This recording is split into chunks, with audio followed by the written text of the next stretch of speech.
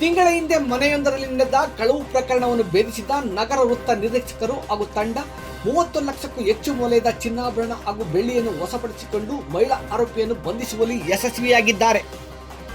ನಮಸ್ಕಾರ ಪ್ರಿಯ ವೀಕ್ಷಕರೇ, ಸಂಗ್ರಾಮ ಟಿವಿಗೆ ಸ್ವಾಗತ. ನಾನು ನಿಮ್ಮ ರಮೇಶ್ ಅತ್ಕೂರ್. ಬೆಂಗಳೂರು ದಕ್ಷಿಣ ಜಿಲ್ಲೆ ಚನ್ನಪಟ್ಟಣ ನಗರದ ಸೈಯದ್ವಾಡಿಯ ತಸ್ಲಿಂ ಮನೆಯಲ್ಲಿ ತಿಂಗಳ ಹಿಂದೆ ಭಾರೀ ಕಳವು ನಡೆದಿತ್ತು. ಈ ಪ್ರಕರಣದ ಬಗ್ಗೆ ಪೂರ್ವ ಪೊಲೀಸ್ ಠಾಣೆಯಲ್ಲಿ ದೂರು ದಾಖಲಾಗಿತ್ತು.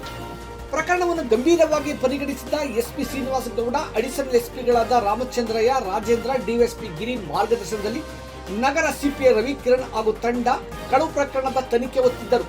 ಹಲವಾರು ಮಾಹಿತಿಯನ್ನು ಕಲೆ ಹಾಕಿದ್ದ ನಗರ ಸಿಪಿಐ ರವಿಕಿರಣ್ ಕಳವು ನಡೆದ ತಸ್ಲಿಂ ಮನೆಯ ಪಕ್ಕದ ಮನೆಯಾಕಿಯೇ ಕಳವು ಮಾಡಿರುವುದರ ಸಂಪೂರ್ಣ ಮಾಹಿತಿ ಕಲೆ ಹಾಕಿ ಮಹಿಳಾ ಆರೋಪಿಯನ್ನು ಬಂಧಿಸುವಲ್ಲಿ ಯಶಸ್ವಿಯಾಗಿದ್ದಾರೆ.